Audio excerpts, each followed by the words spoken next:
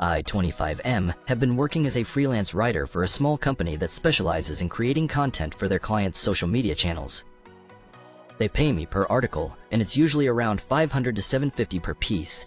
Last week, I received an email from my client saying they wanted me to rewrite an article I had written for them about 6 months ago. The catch was that the new version had to be exactly the same length as the original, but with some key phrases removed and replaced with completely different ones.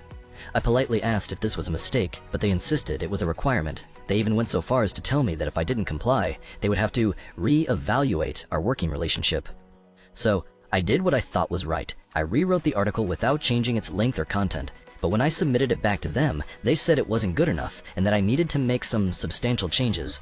Substantial changes meant removing a lot of key information and phrases that were actually important to the article.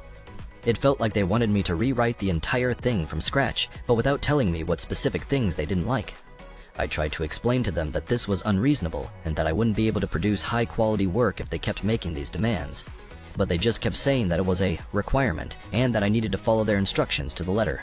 At this point, I felt like I was being taken advantage of. They were basically asking me to rewrite the article multiple times until I got it right, without giving me any feedback or guidance on what specifically was wrong with my previous attempts. I decided to push back and told them that I wouldn't continue working on this project unless they agreed to communicate with me about their expectations and provide more detailed feedback. They refused, saying that I was being difficult and that they would have to find someone else to do the work. Now, I'm waiting to hear back from them, but I'm not holding my breath. Part of me is wondering if I overreacted, but another part of me thinks I had every right to stand up for myself and set boundaries in our working relationship. So AITA for pushing back on their demands and refusing to rewrite the article multiple times?